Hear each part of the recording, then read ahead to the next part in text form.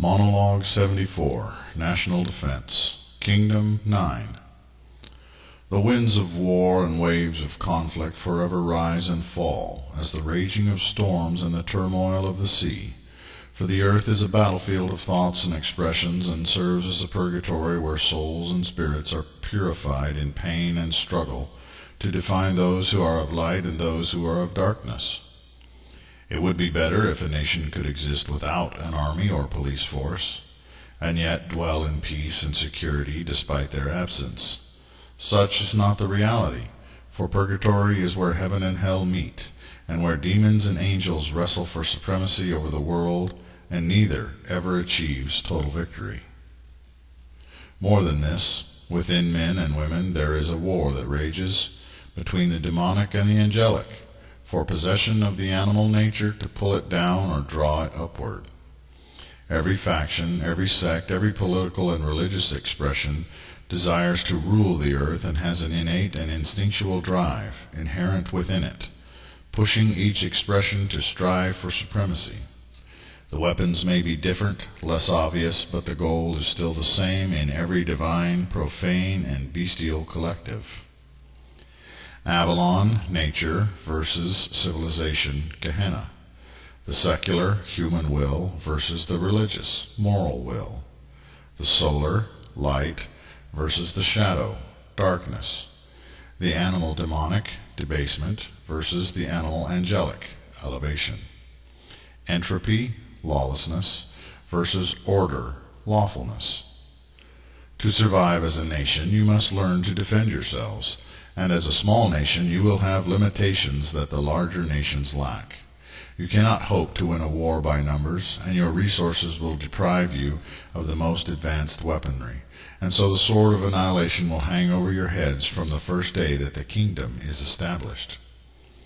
Religions promise that the good guys always win, but in the battle for purgatory, evil has more often dominated the field of conflict than good, and the immorality of one age is merely replaced by the immorality of another.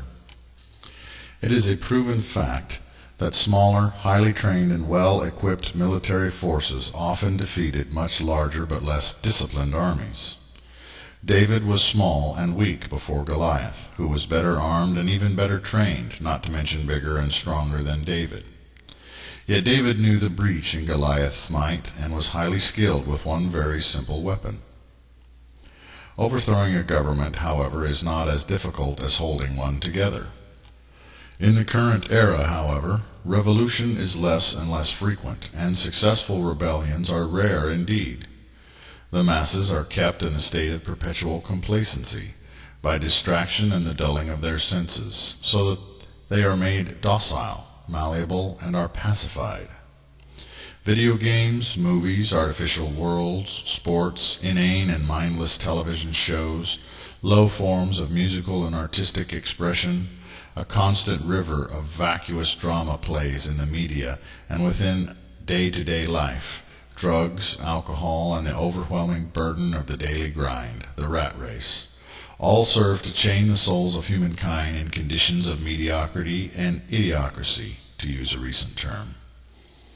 Eating, breeding, sleeping, mollifying entertainments, and the grasping pursuit for ever more money and material possession all have pacified the majority of human beings, so that, even if they see and hate what the world is becoming, they have not the energy or the will to really do much about it, beyond perhaps token gestures. The loss of faith in Western civilizations has also increased the fear of death, and attachment to possessions has increased the desire to avoid anything that might put those possessions at risk.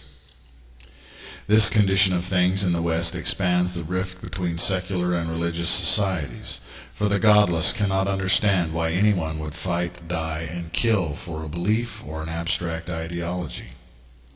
Here you have an advantage in matters of conflict, for you should have a decreased fear of death. The Ministry of Defense within the theocracy is to be divided into 7 agencies. 1. Earth Defense, ground forces. 2. Sky Defense, aerial and space forces. 3. Water Defense, naval forces. 4. Psychic spiritual defense, metaphysical and psychological. 5. Technical warfare, cyber and information warfare. 6. The Watchers, intelligence networks and operations. 7. The militia, National Guard and police.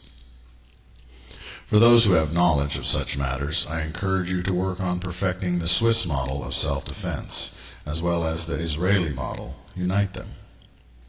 In other words, I advise a bunker mentality of national self-defense, focused on making invasion by any outside force an extremely difficult and costly proposition.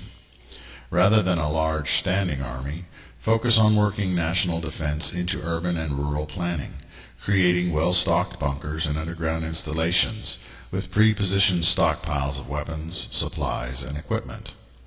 All law-abiding and able-bodied civilians must serve for a time in the National Guard, both men and women, to receive basic training in the use of small arms, guerrilla and defensive tactics, and emergency management. Those whose religion forbids violence must be trained for logistical and medical support roles. A well-trained part-time militia which can react to national emergencies, ranging from natural disasters to terrorist attacks, from anti-government insurgencies to full-scale invasions, is more cost-effective and efficient, especially with pre-planned, decentralized command and control structures, so that each town, city, and province can continue to operate and fight even if cut off from the national command and control structure. If a province is prone to flooding, earthquakes, or other natural disasters, you must also train the local population how to deal with and manage such situations in an orderly and efficient fashion, with pre-planned equipment and supplies that are intended for the purpose of dealing with likely disasters. This reduces the strain on the overall nation by preparing the citizens themselves to be their first and best responders in whatever emergency may arise. Indeed, I would even encourage that volunteer fire departments, firefighting units, be created to reduce the cost of funding standing fire departments. Where the people of the land want more services provided for them, they must be willing to pay for those services with their taxes. People will often complain when the government does not provide them with everything they might need or want, while being unwilling to pay the taxes necessary to pay for such needs and wants. The basis of government from times immemorial has been the unification and banding together of the people for the common purpose of mutual survival and support. Kings, queens, lords, princes, and nobles arose in ancient civilizations for the benefit of command, control, and thereby cohesion. For in emergencies, having a committee meeting is rather ridiculous. In simpler terms, the people choose leaders and create governments to manage their affairs, so that the people do not have to think about every little detail of how, what, where, why, and when the government and its services will work for them. In the kingdom, it is important that every citizen play a role in his or her own common defense. Furthermore, some civilians should be trained as part-time police officers within their own communities, to reinforce full-time officers if the need should arise, relieving some of the economic strain on local communities by citizens serving as their own protectors from criminals. This would be like the Neighborhood Watch program of the United States, save a bit better trained, equipped, and prepared for actual trouble. A small standing military will also exist, rigorously trained, exquisitely equipped, well-educated, and constantly in motion. In times of peace, the military will be kept busy by training, drilling, participating in mock-ups, patrolling the nation, and laboring on military works projects.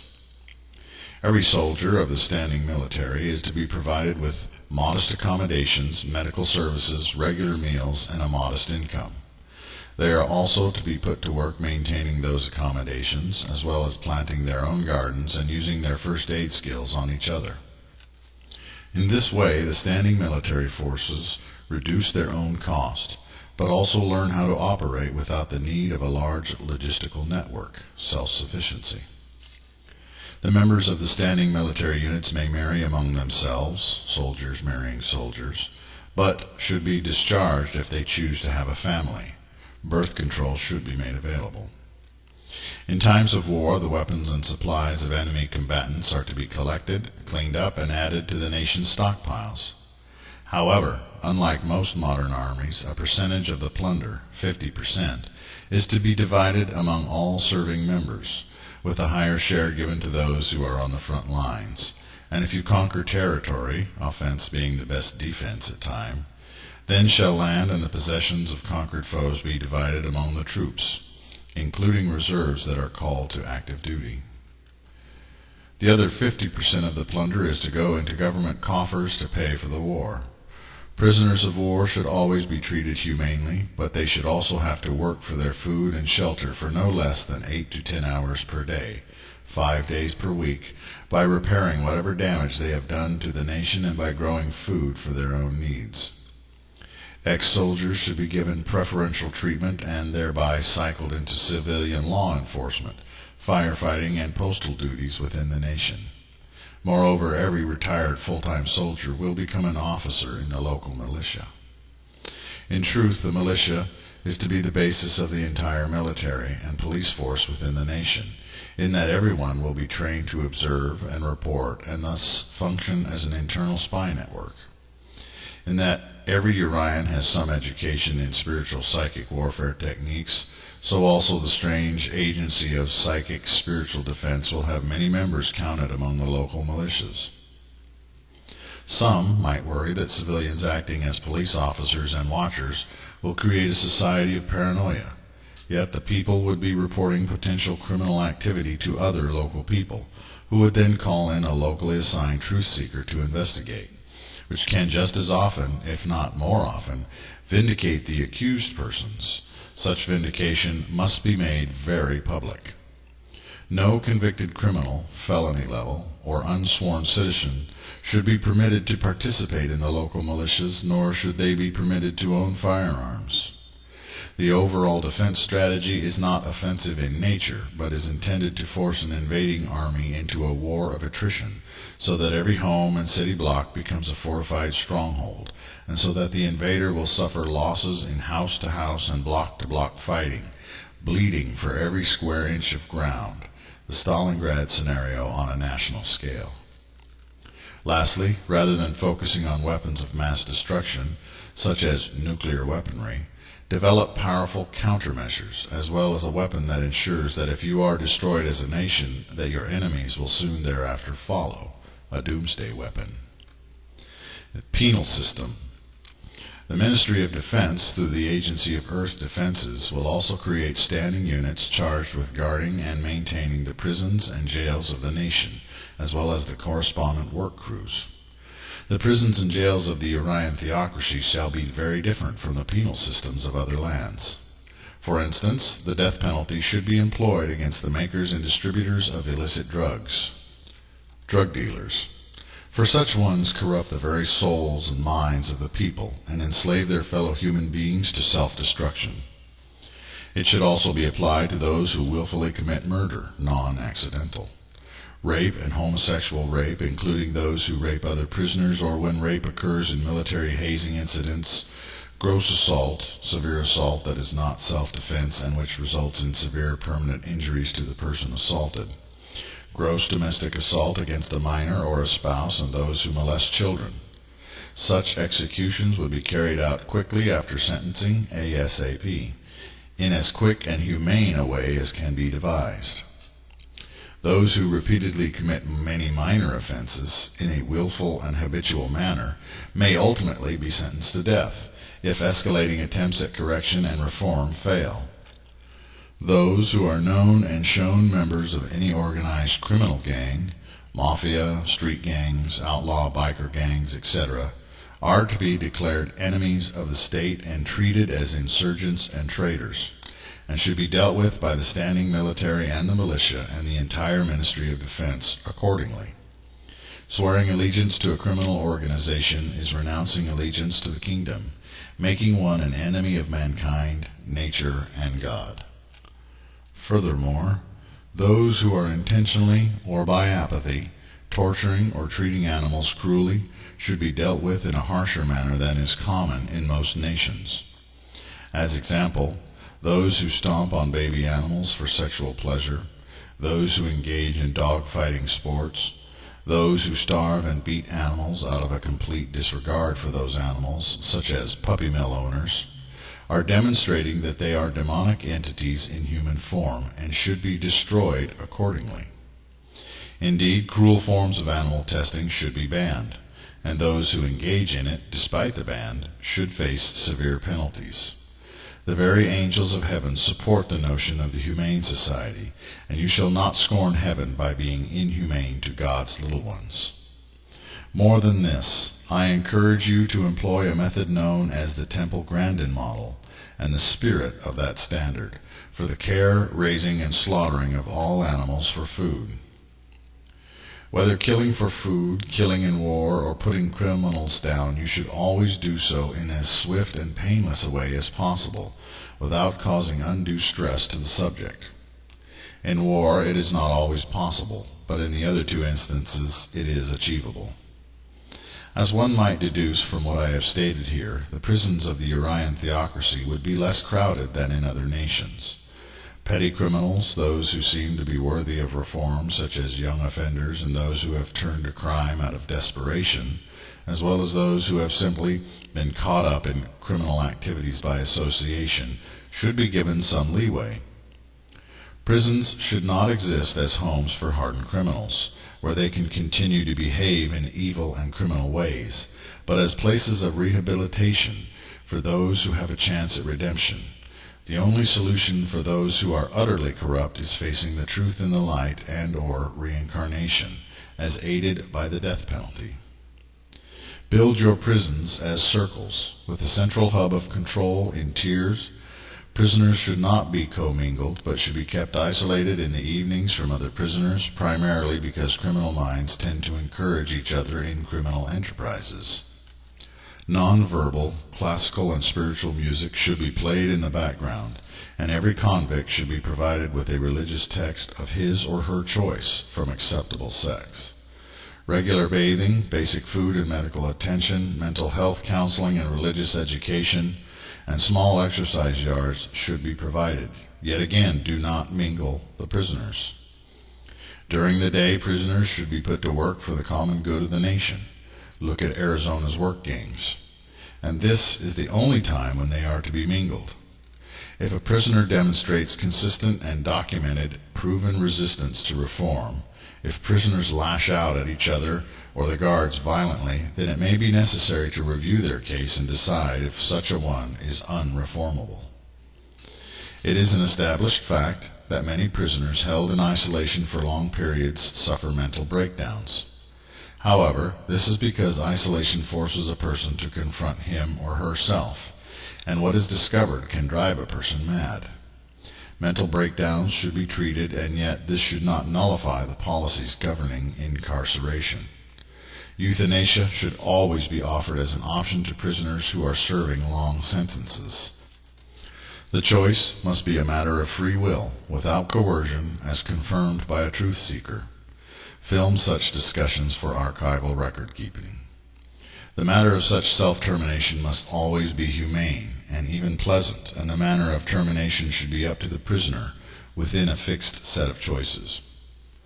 Prisons should be under consistent review by truth seekers to ensure that guards and wardens are not abusing the prisoners, and to determine if such abuses might be considered actual physical or severe psychological torture.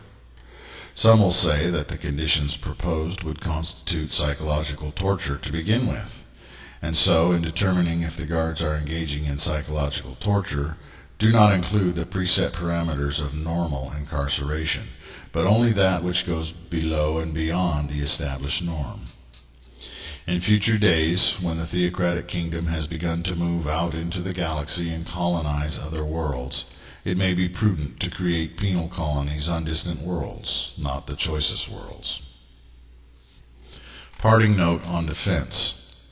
Do not involve yourselves in the affairs of Israeli-Palestine. You are to regard Muslims and Jews as your brothers and sisters and maintain a peace between them within your own nation. You may trade with Israeli-Palestine, you may even, if asked, serve as mediators, but do not take sides and do not declare the faith in their land. Only if you see Israeli-Palestine being surrounded by hostile secular armies should you come to the defense of the people of that land, even unto the demise of your own nations.